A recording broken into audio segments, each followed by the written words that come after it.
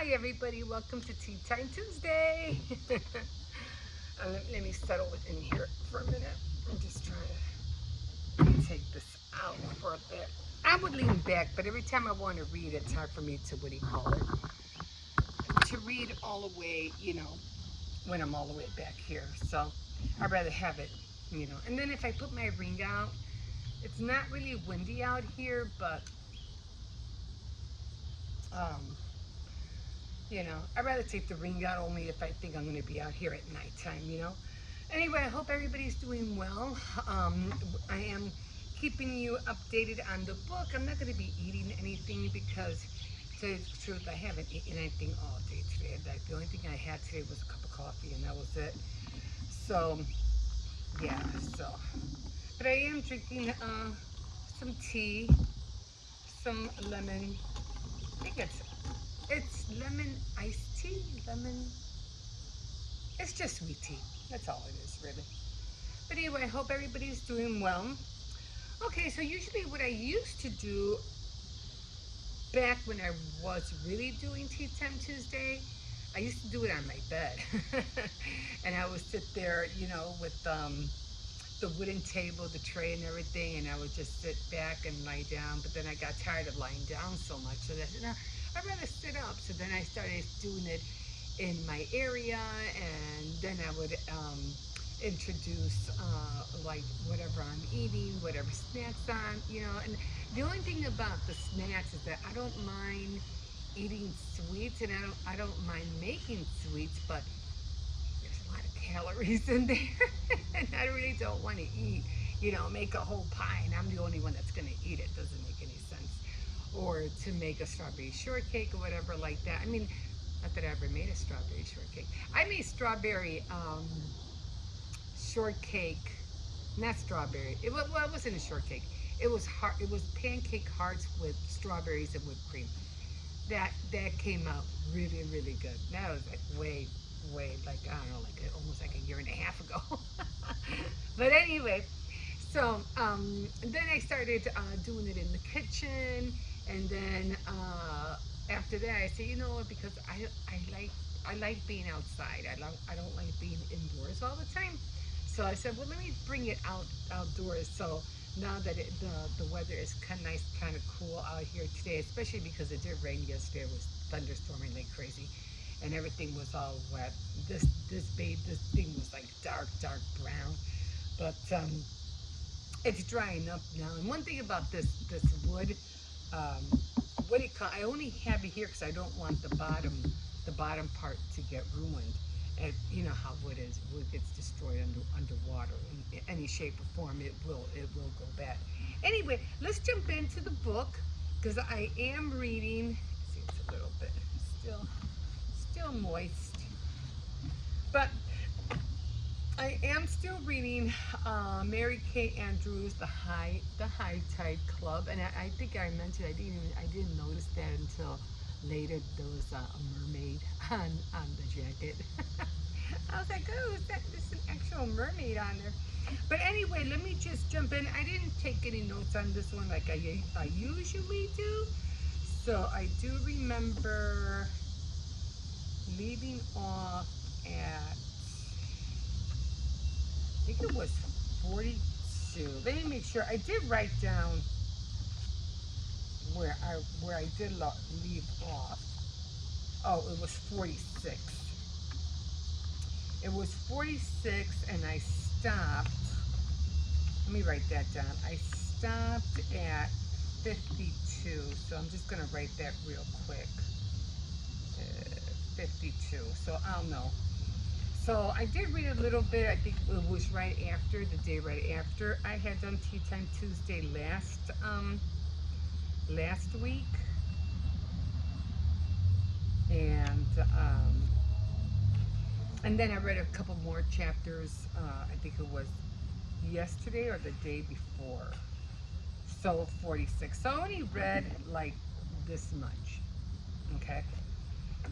Okay, so let's just jump in. Now, I think I remember that Charles, what's his name? Charles Andrew? No. Charles Anthony was was saying that he was the next of kin to inherit Josephine Bentendorf's inheritance. And apparently, Josephine had had a baby out of wedlock, and she ended up giving the baby, or the baby was given away to an orphanage, and the baby grew up there, and he's claiming, oh no, that's my mom. And right now they're trying to find proof, especially Lizzie, because Lizzie's writing like, she's like a journalist, so she's trying to write an article about this whole thing. Now we come into the cousins. Now we have some cousins who are Dorcas and Delphine, and so they're like, when they heard about this in the paper that they were reading, that their, what do you call it, their cousin had died, they were like, wait a minute, you know, we're part of her family, so let's find out what, you know, they're kind of, they sounded more like kind of like scavengers, although, you know, they are of age. They're already like probably around her age, you know, believe it or not. They're probably like in their 60s or 70s. But anyway, let's just get into it. Okay, so I'm just gonna go through what I usually do. I just underline the main sentences of what I think you should know what's going on in the story, and I'll go back a little bit if I have to, so you kind of get a concept of what's going on. Okay, so Brooke, there was a note. There was more than a note of panic in Louette's voice. Now Louette is the is or was the caretaker of Josephine Bettendorf. So she lived on the premises. She lived in the house taking care of Josephine. What's wrong? Those cousins of Josephine, Dorcas, and Delphine, they're here, and they just came riding up in here in a jeep with some man from the state park.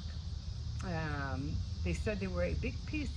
They said there was a big piece in the newspaper yesterday. They already called a lawyer and told them that they're fixing to inherit the whole island, including the house. So Brooke says, what newspaper? And of course, it was probably a newspaper from Savannah or something, or probably somewhere where they were living. I don't know, maybe the Savannah paper or Atlanta. Okay, so I'll head over there. Brooke said, okay, I'm going to go over there, find out what's going on. We ain't seen Charles. Charles, what was his last name? Okay, so CD, he's the one that's claiming that he's the next of kin that should inherit, or he's the son of Josephine, so that he should inherit everything that's hers. I haven't seen CD in a couple of days. I'll send Shug over. He's off work today. Okay, see you soon, and try not to worry, Louette. Okay, so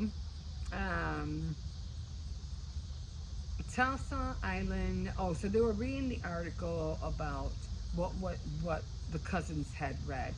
Um, Talisa Island, G.A. Josephine Bentator Warwick, the legendary heiress, owner of the wildest of Georgia's untamed Berry Islands, died last week at the age of 99. Her death signals what is almost certainly the last chapter of private ownership of the 12,000 acres in Talicia. Okay, so then 1949, Josephine Bentendorf married Priest H. Warwick, a naval captain she met at a bridge party on Sea Island. So Bentendorf's only son, Samuel, no, let me say the county jury and a diagnosed terminally injured. Okay. Bentendorf's only son was Samuel Gardner Bentendorf Jr., who was known as Gardner. So that was Josephine's brother, who was known as Gardner. Enlisted in the Royal Canadian Air Force at the age of 23 and was killed when the Spitfire he piloted was shot down over Nazi-occupied France in early 1942. Now he's another one that they think might have killed Russell Strickland. The the person, for one, she's trying to give all this inheritance to the girls that she hung out with when she was young, but then uh, Russell was kind of violent, and although Millie was meant to marry him because of his money, but he was violent and he treated her kind of like, with a violent manner. And when the girls found out about it, they said, "No way, you're not going to marry him," and so forth. And so um, somehow during all of that, nobody knows how he died. Okay, so both blah, blah, blah, Press Warwick died in 1966 of renal renal disease. So that was her husband that died. Okay, so then we're gonna go down. Have you started work on the? Okay, so Verena ended up going back to the house that she used to live in when she was, a teenager with her father, who was a pastor. And I think it was. Um, okay, Verena happy as a clam, but that Felicia, I don't think she really takes to island life. So Shug was asking her, have you started working on the house? And she's like, "Oh yeah, we got the vines and the brush off, torn off the outside, cleared out a whole nest of raccoons." It reminds me of Becca, because Becca has this, she has this video. She's a YouTuber and she's like building a cabin out in the woods, and she was talking about getting rid of all the raccoons that she had inherited. Anyway, they had been living in the chimney. Becca's raccoons were living in her what do you call it? I don't know, attic or whatever. The roofing, shingles, insulation, and windows and such are ordered. Should be here by Friday. So let's go on. Are you? And you ought to see the little old lady Verena leaning on her walker and sweeping and mopping the inside of the house. You're a saint to you're you're a saint to house them and helping them out this way, Shug. So I guess he was helping, Verena, clean up that place. So, oh great! Now I have he likes the lemon. Great, that's just great. Go away. Okay, so only place she's going to be happy right here in the little house is at Oyster Bluff. So she doesn't want to go anywhere but Oyster Bluff. Okay, so then we come down and she finally got there. Brooke says, hi. Brooke walks in and they're in there, looking through everything already, grabbing this, grabbing that, and so she says, hi, Brooke. I'm just this, I don't know, bee flies all over here. So the two women whirled around and confronted the newcomer. Hi, Brooke. Lizzie looked profoundly grateful for her arrival. Gestured at She gestured at the woman. These are Josephine's long lost cousins, Dorcas and Delphine. So they were that's me, Brooke said, extending her hand. Brooke Trappell, my grandmother Millie, was one of Josephine's best friends growing up. And my grandmother Ruth Mettenling Quinlan was one of her best friends, which was Lizzie, the journalist. They all went to boarding school together. Okay, so the water at the bridge now. Dorcas pressed her narrow lips together. I must say it's very upsetting for both Delphine and me to learn about Josephine's death through a newspaper. Like, why didn't anybody tell us, right? So, oh, she wasn't alone that night, Lizzie said cheerfully. I was here, Brooke and her mother, Marie was here, Verena and Felicia were here, and of course, Louette, the housekeeper, was here too, and her other lawyer. We had dinner together, so everybody said we all had dinner that night, and it was just like a freak accident that she had fallen. And why should we have invited a bunch of strangers to a house party, Dorcas asked. Like, she wondered why she, inviting all these people to her house. But of course, she didn't know about the High Tide Club girls. So she didn't know anything about that.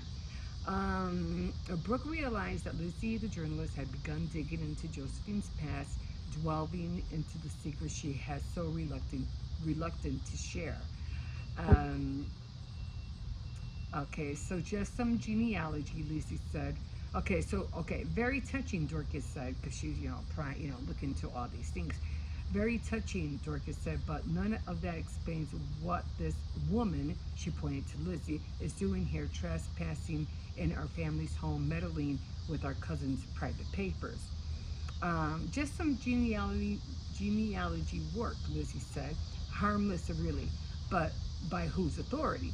Mine, actually, a man's voice came on. It was Gabe, who was standing in the doorway with Louette and Felicia right behind him. Um, I'm the court-appointed administrator of Josephine Warwick's estate. My cousin and I have a lawyer to see that our rights at Josephine's closet heirs are protected. He will be contacting you soon. So they're really like, no, we want to know what, is rightfully theirs. Okay, so Gabe frowns. I hate to say it, Lucy. I didn't want to mention it in front of the cousins, but in some way, somewhat problematic for you to be riffling through Josephine's personal effects. Why? I'm just doing research and for the magazine article, that's all. She gestures the cardboard file boxes surrounding the card table. Besides, maybe I'll find a clue to who actually killed Russell Strickland and who and where he's buried, because at this point, nobody knows where he's at.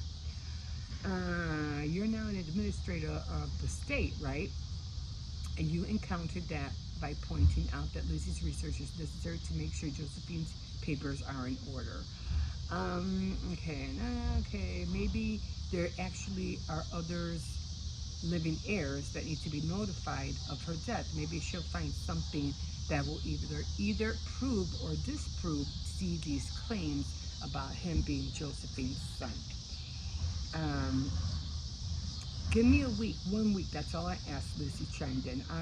I'll put everything together. I'll put everything in order and notify you of anything and everything I find. So then Gabe, of course, he agreed. Okay, so not much in 47. You're wasting your time, Felicia said. Why don't you find some way to prove that CD was Josephine's son? Okay, I'm trying. I've been trying, but like Brooke said, there are like tons of paper just in the secretary. Felicia and Brooke peered in the box, which held a jumble of small, thin, leathered bound notebooks covered with stamps in gold 1965. And this I like a lot because I was reading this and it said, Brooke ruffled through the pages of the book in her hand and read out loud from the first entry, dentist appointment. So they were looking through papers. I'm pretty sure what their names? Dorcas and Delphine had probably left by then. And the dentist appointment in Brunswick, January 12th. And there this. And then there's this. In February, lunch with Emma. I always like it when I find my names in books. I always like it. And then I feel like I'm playing part of that. I'm in the book. I'm a character in the book now. I didn't spray myself. Okay, so there goes that. So they're still ruffling through pages, things like that. Okay, so all right, so War Bond Drive, his bridge parties, luncheons, dinners. Josephine was quite a social butterfly. Wait, here's the notion about a doctor's appointment in February, Felicia said. Brooke looked over Felicia's shoulder, but it doesn't say the doctor's name. So they're trying to find out who was the person who helped deliver the baby. God forbid okay, so Brooke, let me see, but it doesn't say the doctor's name. No, Felicia turned over a few pages. Another one in April, still no doctor's name. Brooke looked down at the pencil notation that doesn't necessarily mean anything. I mean, maybe she had heartburn or migraines or bunions. God forbid, a bun in the oven. Okay, so Felicia was being a little bit humorous there. Okay, so yeah, turn the page to date book and another entry, another, um, any other interesting entries, Lucy asks?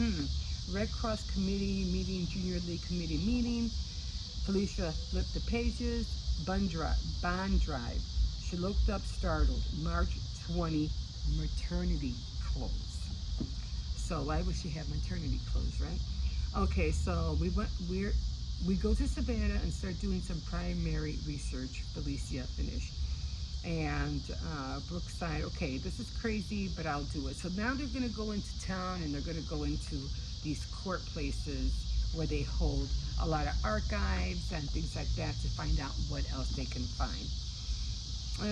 So they ended up, I thought we start where CD says he got the initial information. So we'll hopefully also make it out to Good Shepherd too. So they were going to go to a hospital, I think, and then to the orphanage. Louise says she almost hopes we can prove CD is Josephine's son, only because she doesn't want to give it to those women. That's because she's like, I'd rather him get it than those cousins, you know? She doesn't like those cousins. So maybe she knew them before, I don't know. I liked some records, so they ended up going to. Okay, so I like to see some records from a new defunct Catholic children's home here in town. I understand you have some on microphone, so they ended up going to a children's home. The years I'm interested in is roughly 1942, 48, or 49. Okay. So, let's jump into three. Okay, so they were trying to play off this, that the person they were looking for was, although their father was alive, I think they were trying to pretend that they were CD's uh, daughters. So they were playing that out. Okay, half sister. Okay, so priest. All right, three daughters by three different women. Now she's talking to somebody who's named Debbie, who's in the back of the, table of, I don't know what you call those big tables there, but behind them, when they start looking for stuff. Anyway, three of us, we were all, three daughters by three different women, which were all the girls, Debbie said. Anyway, the three of us were at the same time, we're at that time in our lives, we really need some answers for peace of mind, of course, to find out about our family's medical history, Lizzie said. You can, empathize with that, can't you? Yeah, but before Dad died, so she was trying to push the envelope, you know what I mean? Like, come on. So then Brooke had an idea. Daddy said he heard that the priest's name was Father Ryan. Maybe Charles Ryan? He's one who turned him over to the nuns at Josephine and St. Josephine, at St. Joseph. We know it's a slim chance, but maybe if Father Ryan were still alive, so they're trying to find him. Father Ryan, God rest his soul, passed away. So that was that. So then they came down right. Debbie Brown, that's right, Lizzie said, why would Josephine do that if she didn't have a connection to our dad or to the orphanage or church where Dad was left? Right, Debbie's brow was wrinkled as she considered the question. She chewed on the end of the pencil. Maybe, she said slowly, I think you should go speak to Teresa. I guess she's like, Debbie was kind of like, I don't know about this story, I don't know. But they were trying to convince her. The oldest nun, maybe you should go talk to Sister Teresa. She's the oldest nun still living in Savannah from that time. She's 99 and almost blind, but she's still sharp as a tack. So they're going to go and try to talk to her to find out if she has any information about Charles. Okay, so they find Teresa. She greeted them. Sister Teresa, no, okay. So Lizzie repeated permanent parts of the per text story. Sister Teresa nodded sympathetically. I'll put your father in my devotionals, she said. Charles Anthony, you said his name is. So he goes by CD now. He has a memory of the nuns as Saint Joseph, telling him he was named after the priest who found him, Charles Ryan. Okay, so I went to St. Joseph's once or twice a week to teach music to the little ones. I do remember the story about Father Ryan finding an infant in the church. He was a scrawny little thing. Um, okay, so of course we take vows of poverty when we accept our vocations. You know, I think Father Ryan came from a very, very impoverished part of Ireland, but when he came to the States and Savannah, he discovered he had a taste for nicer things. Oh, because he had gotten this very, very expensive automobile.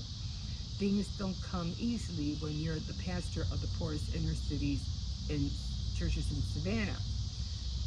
He had a black parish, Felicia asked. Yes, that's right. Okay, did Father Ryan say how he bought the car or how he got the car?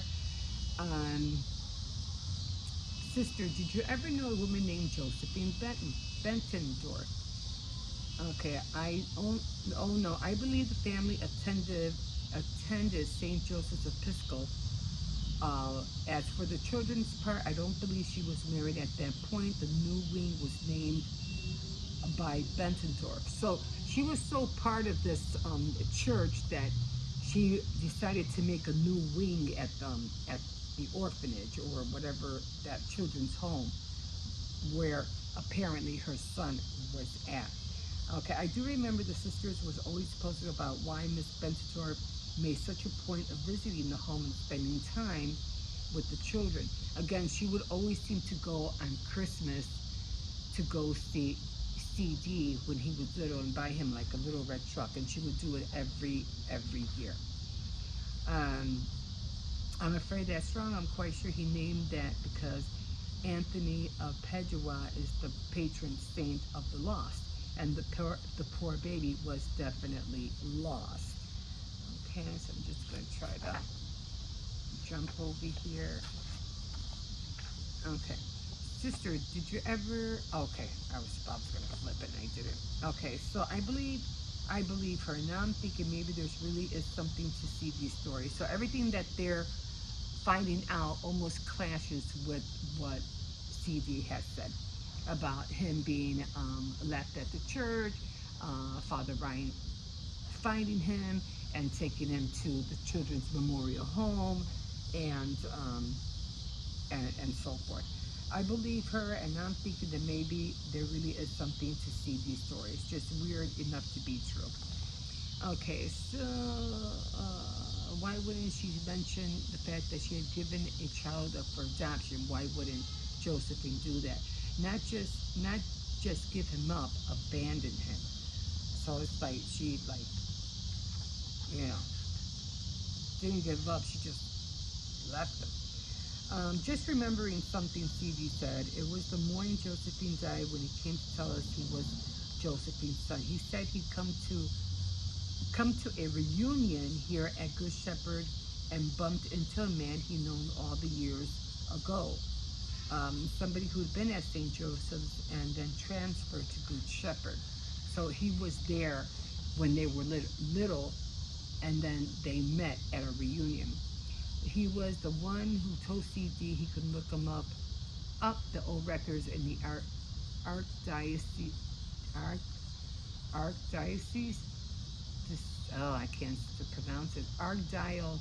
Archdiocesan's office. Okay, so now that we're going to go over there and see if they can find out more information. A small sign in the lobby of the administration building directed visitors to the upstairs office. Okay, so then they were talking to this one young man whose name was Smalls. All three of you sisters, and they were like, yes. Okay, so you're welcome to look at the exhibits in the museum and the scrapbooks, Smalls said, they're all downstairs in the museum and they're organized by year. So he let them go through. I guess they told him about the whole thing, about what was going on. CD would have come here in 1948 by my reckoning, she said, pulling a book with the appropriate year stamped in the spine. Oh my gosh, here's George Jewin. I don't know who that was. The he used to own the biggest Cadillac dealership in Savannah. Okay, so jumping over, construction has begun on a new cottage to be named in the memory of the benefactor Samuel J., which was Gardner Bentador. First, Josephine bought a new wing at St. Joseph's and then a new cottage here. Some guilt trip, huh? Do any of the kids look like Stevie to you? Lizzie peered down at the photos. So now that we're looking at photos, one, they're all white kids, right? What happened to a black child? What happened to the black children who had nobody to look after them? Okay. So Dick Abbott, Buck Anthony, Frank, because they were looking at these names that were behind this one photo. Sid Bob Bobcock, Bobby Bass, Mickey Beeman, Chick Garber, and Timothy Potts. So they were looking at all the names, and they said, okay, Smalls read the list out loud. Never heard of Dickie Abbott and Sid Babcock Dowling. I've seen their names in alumni newsletters, but I do believe they're all deceased. But Mickey Beeman, yeah, Mickey is still active in the association. His son drives him to all the meetings and functions. So now they're going to go see that guy. But at this time of the day, usually you catch him at his son's business. So he's going to beverages. Okay, so now they're going to hunt this guy down. Okay, I'm looking for. So they ended up going to this campus, and they were asking, "Hi, I'm looking for Mr. Beeman. My husband is out." That was the wife, I suppose. I'm actually looking for Mickey Beeman, the father. So they said, the woman rolled her eyes, turned around, partially opened the door. Dad, she was the daughter. Dad, some people are here to see you. Mickey Beeman's eyes lit up at the mention of Alma Mater. What do you want to know? So then he was going on, telling them, because they said, oh, once you get him started about everything that happened in the orphanage and with Shepherd, he's like, there's no stopping him.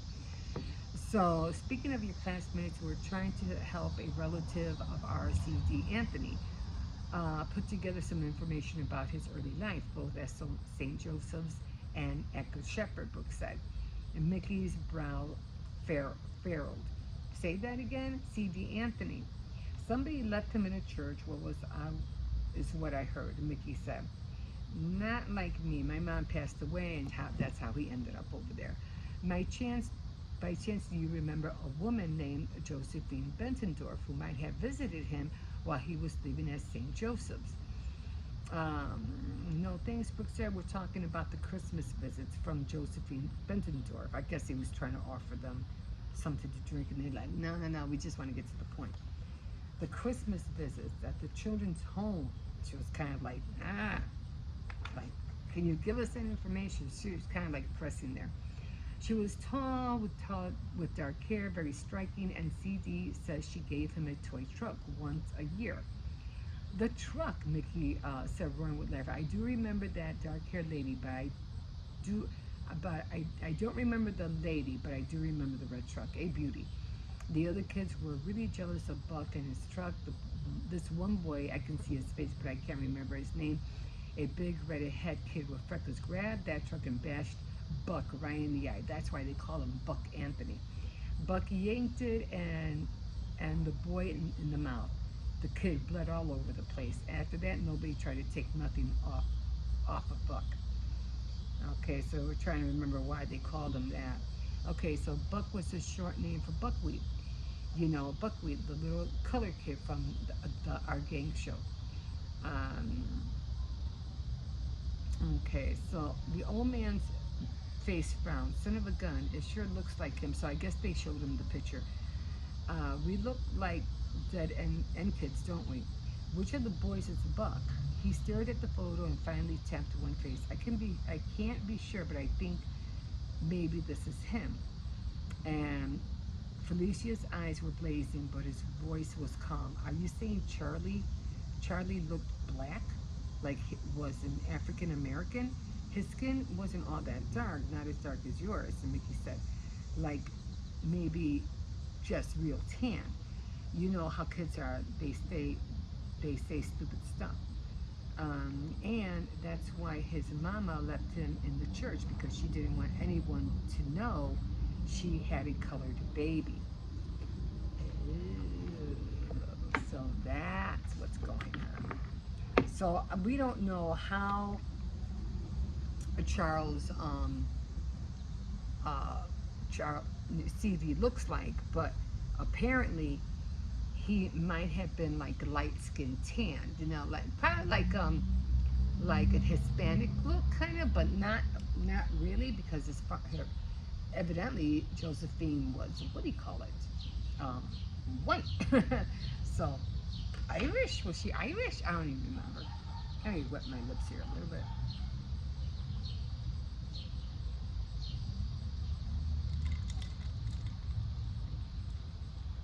Oh my god, so glad my grandson's not out here right now.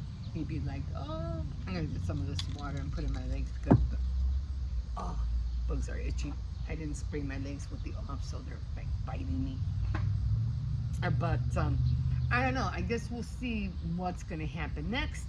Um, so I guess they're just gonna keep digging and digging until they find out, you know, if CD was telling the truth the whole time, and if he does inherit, I mean, all of her estate, you know, then what's going to be left with to everybody else? Probably nothing. I mean, I don't know. We're gonna find out. We're gonna find out. But anyway, I did want to speak a little bit about, because I was thinking about this. Yeah, I've been watching a lot of uh,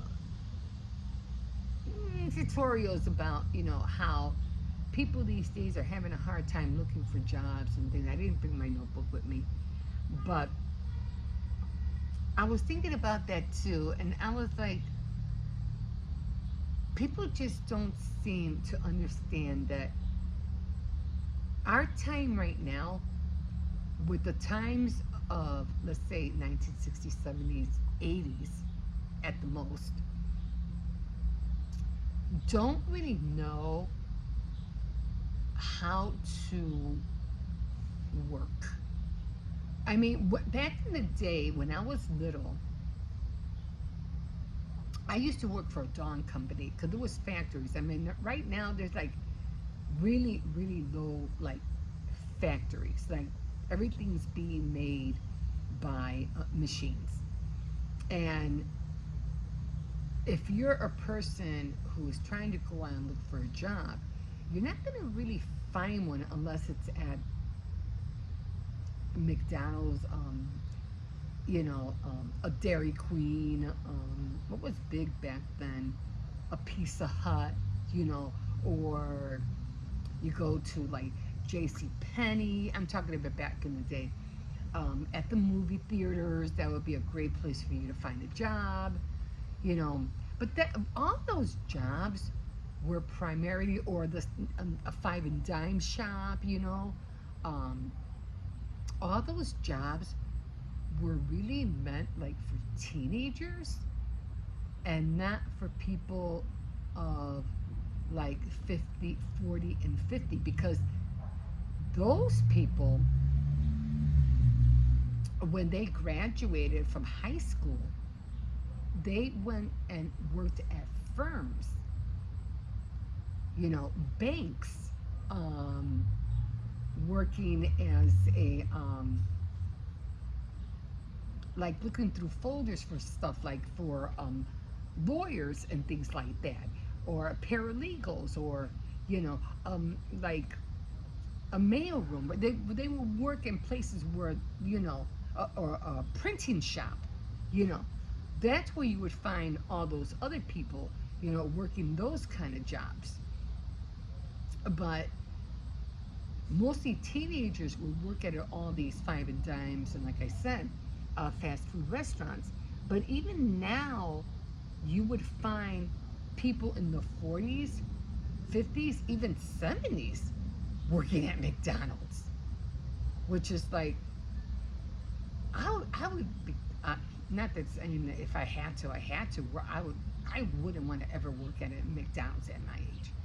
Hell no. No. But if I didn't have a choice, I guess I would at least give it a go. You know what I mean? But it's just, it just fascinates me how jobs are being so, like, being taken, not being taken for granted, but like I said, if you don't work for a reputable company, you can get lost in the workforce right now. I mean, it's just really hard. And if you're not ready, to really learn a skill, you're by the time you, especially for people who are like in their 20s and 30s, if you don't start doing something now, you're going to be lost by the time you hit your 50s or 60s. You're going to be totally lost. Now I don't know why I was thinking about this, but I was. I'll probably put it down in the description. So I always write something in the description about what my video is about. And I was thinking about that. I remember when I was working, and I was working at, I think it was 17. I was a late bloomer, and I wasn't working at no fast food restaurants. I worked at a factory, and it was the Dawn factory, with the Dawn dish soap, and I'm surprised it's still out right now. But I used to be in an assembly line, and we would put the bottles on a belt, and you would do that for 8 hours, and you would get like a half an hour, break, which was pretty cool. I always thought that was cool. What is a break now? Like 15 minutes, if that. But it always kept you busy. I mean, these days you work somewhere and you're like totally bored because you don't know what to do. And the customers come in like like snails. I mean, it's like you'll get one customer, and then another one would lag behind, like maybe 20, minutes later. I mean, unless it's a very, very popular um, company, you're not going to get that much foot traffic. And you're there most of the time not really doing anything. And then on top of that, you're being watched like 24/7. They're watching your every move. It's like you can't, even at laundromats, they watch you. You can't stand around and sit around. They have to see you moving all the time, which I think is crazy. I think I did mention that I would hate to be a hostess and not be able to sit on a chair that's right next to me. I would hate that. There's a chair right there, but I can't sit down because you're not allowed to. That's that for me is crazy. I do remember back in the day, even when I was, working, when my sisters were working in factories too. They had known these, well, they didn't know them, but they were working at the factory. These two girls, and these girls didn't have to work at the factory. They had money, but they wanted a car. So these two sisters got together. They worked at a factory, enough money to get a car. That's why they worked for. They didn't work because they had to pay rent, bills, whatever. You didn't have to pay for phone that back then because your parents always had a line phone. But they worked at that factory so they can buy a car. And these days, you'd be lucky if you could even get a car, you know. So, but when I remember, I'm like, man, you know what? If I had to go to work, I would rather work back in a factory than to work with people these days, because people these days are just downright cruel. They'll do anything to throw you under the bus. People are even killing their managers. Like, that's crazy. People are getting, stuff thrown at them. They're fighting with the staff. I mean, that's crazy to be in, working in that kind of environment. I'd rather just putting things on a belt and be there for 8 hours, get my check and leave. I won't have to talk to nobody. I won't have to fight with nobody. I won't have to worry about co-worker gossiping about me about something that I didn't do. It's like, oh my God.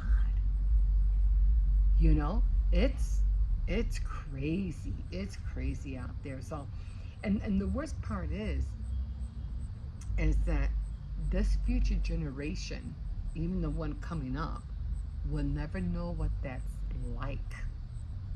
Will never know what it's like to work in a factory. And they're going to be they're going to be gone. They're going to be gone. And the best you can do is probably at best work as an engineer, a medical, food service, because everybody wants to be served food, so food service would be ideal. Working at a fast food restaurant, I don't know. The way things are so expensive, and then you have DoorDash, you have Grubhub, you have all these places that can bring you food right away. I mean, people could be making the food and you could get it delivered. You don't even have to go to these places anymore. You get it delivered. So I'm just, like, got to get on it. And especially if you're young and if you're watching this, like if you're 19, 20 years old, do everything you can to get a skill. Jump into everything that has to do with technology. Find the skills for all of that, because believe me, you'll thank yourself. You'll thank yourself at the end, because I mean, even working for Amazon, I'm like, I heard that Amazon is really strict. You have everything is timed. Like, everything has to be done within certain of minutes. So these people are being driven crazy, trying to get here, trying to deliver this, trying to get there, trying to deliver that. I mean, it's ridiculous. It's ridiculous. And then they can barely go to the bathroom because they're like on a time watch, which is crazy, really crazy. You didn't have to work like that. I mean, I would want to be that person rocking in a chair, you know, in those the little, not, well, I forgot what they were called. They were called those stores back in the day where they sold everything. I forgot what they were called. And they rocking their chair, just waiting for a customer to come in. Either peeling a potato or carving an apple, just waiting for a customer to come in. That's my ideal job. Um, but yeah, so it's like I said, they'll never know. Young people are never gonna know what it's like, and then they have their time span of listening to things. It's not even their time thinking. Their time span of thinking is very low too. So I don't know. I don't know what's gonna happen, but all I know is that we just got to go along with it. We have no choice. But and then I was just watching some videos about all these bugs and things being, in foods, and it's all coming from fast food restaurants and salads, and even stuff from big corporation where they sell foods. It's like they're finding bugs, rats, um, worms, and you know this is all in your food, and they're paying for this in their hamburgers and in their chicken nuggets, and it's scary. It's scary. But I'm like, I don't even think I want to go to fast food places anymore. Like, I don't think I want to. But everything's gonna change if we're not gonna get out of really being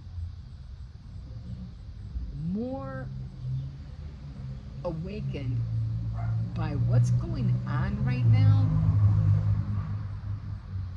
because everything's changing, it's changing fast. And if we don't wake up and start doing stuff and start acting right, that's gonna hit America hard, real hard. And that might even be our downfall. Because people just don't want to do anything anymore. They don't. Hey, I get it. You know, I was, reading Ecclesiastics in my devotional. And Ecclesiastics is a book where the writer goes, everything we do in this world during your living of time is meaningless. Meaningless. So you might as well drink, be merry, and but he did say work hard. He said work hard and enjoy your earnings, and live and like Mosarji says, and live a little. Just live a little, because that's all we got. That's all we got. There's nothing else. And I think I remember this one phrase, or it was on a little plaque. It says, "Don't take life too seriously. You'll never get out of it alive anyway." I remember that one. But anyway, guys, I'm gonna leave you here. But I don't know what set me off on thinking about that. But I think I wrote it down somewhere. So in the description box, I'll mention it of why I was thinking about that. But anyway, thank you for joining me today, and we are going to, ouch, we are going to finish this book. So almost there, guys. So I'm right here, and I got this much more to go. Okay, guys, thank you again for joining me. Like I said, and we'll see you next time on Tea Time Tuesday. Bye bye.